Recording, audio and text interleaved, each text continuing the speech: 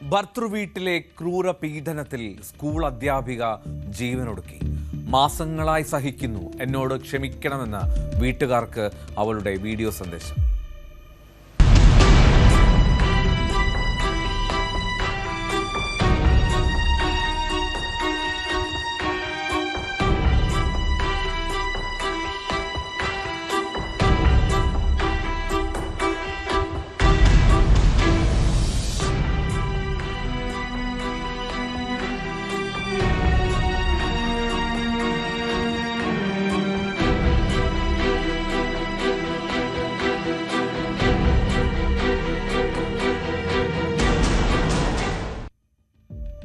ഉത്തരാഖണ്ഡിന്റെ തലസ്ഥാനമായിട്ടുള്ള ഡെറാഡൂൺ.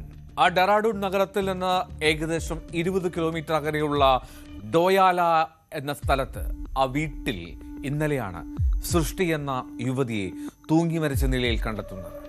സൃഷ്ടി കന്താരി എന്നാണ് അവളുടെ പേര്. 24 വയസ്സാണ് അവൾക്ക്. ഒരു സർക്കാർ സ്കൂളിലെ അധ്യാപികയായിരുന്നു ആ യുവതി.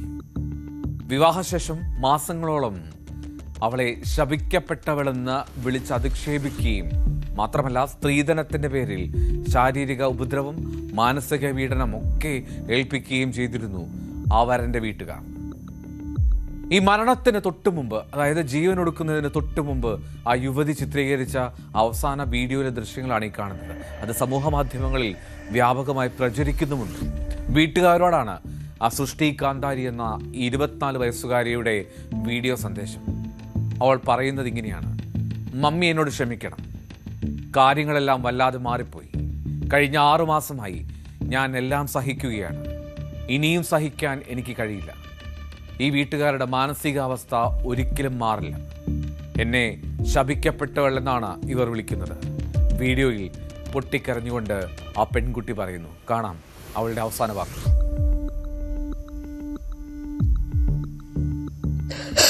Sorry mummy, sorry Guddan, sorry रुचि.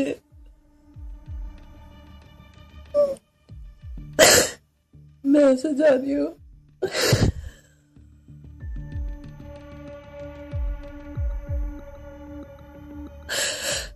मतलब सब बहुत अजीब सा हो गया. 6 महीने से सह रही हूँ, अब और सहा ही नहीं जाता.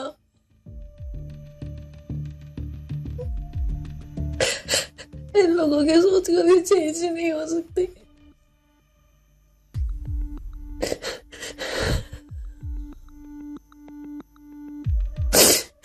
सब सुनाते रहते शादी के बाद हुआ, शादी के बाद हुआ. मनोज मनोज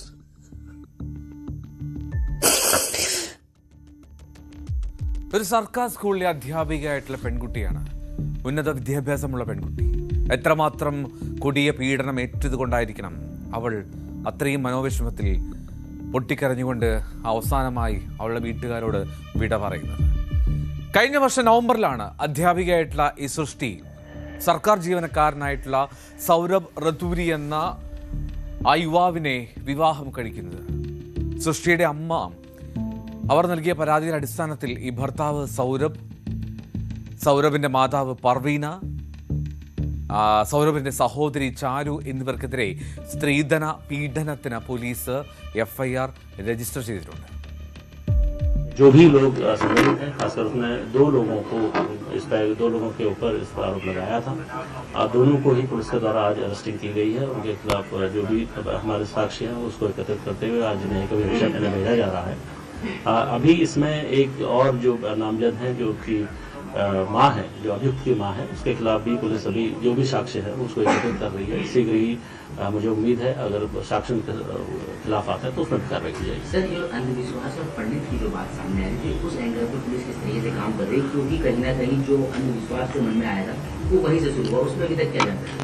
देखिए, कुछ समय पूर्व जो अभियुक्त है उसके पिता की मृत्यु के समय में उनके द्वारा इस महिला पे ये आरोप लगाए गए थे. जो मृतका है इसके ऊपर आरोप लगाए थे कि उसके कारण ही ये हुआ है. ये बात भी उनके परिजनों द्वारा हमें बताई गई है. ഇവരുടെ വിവാഹശേഷമാണ് ഈ സൗരഭിന്റെ പിതാവ് മരിക്കുന്നത്. ഇവളെ ആ വീട്ടുകാർ ശപിക്കപ്പെട്ടവൾ എന്ന് പറയാനുള്ള കാരണം അതാണ്. അവൾ വന്നു കയറിയതും ആ വീട്ടിലെ ഗൃഹനാഥൻ മരിച്ചു, അത് അവരുടെ ദോഷം കൊണ്ടാണ് എന്നാണ് അവളെ തുടർച്ചയായി പറഞ്ഞ് പീഡിപ്പിച്ചിരുന്നത്. നാളെ സംഭവ സ്ഥലത്ത് പോലീസും ഫോറൻസിക് സംഘവും വിശദമായിട്ട് പരിശോധന നടത്തി. വളരെ ഡീറ്റെയിൽ ആയിട്ടുള്ള ഒരു കുറിപ്പ് തന്നെ അവൾ എഴുതി വെച്ചിരുന്നു പോലീസിനും മറ്റുള്ളവർക്കും തെളിവുകൾക്കായി. സ്ത്രീധന പീഡനവുമായി ബന്ധപ്പെട്ട വകുപ്പുകൾ ചേർത്താണ് ഇപ്പോൾ കേസ് രജിസ്റ്റർ ചെയ്തിട്ടുള്ളതെന്നും അന്വേഷണം അത് പുരോഗമിക്കുകയാണെന്നും പോലീസ് വ്യക്തമാക്കുന്നു. ആത്മഹത്യ ചെയ്യുന്നതിന് മുമ്പ്, ജീവൻ ഒടുക്കുന്നതിന് മുമ്പ് ആ സൃഷ്ടി ചിത്രീകരിച്ച 90 സെക്കൻഡ് ദൈർഘ്യമുള്ള ആ വീഡിയോ വല്ലാതെ സോഷ്യൽ മീഡിയയിൽ നൊമ്പരമായി കറങ്ങി നടക്കുന്നു.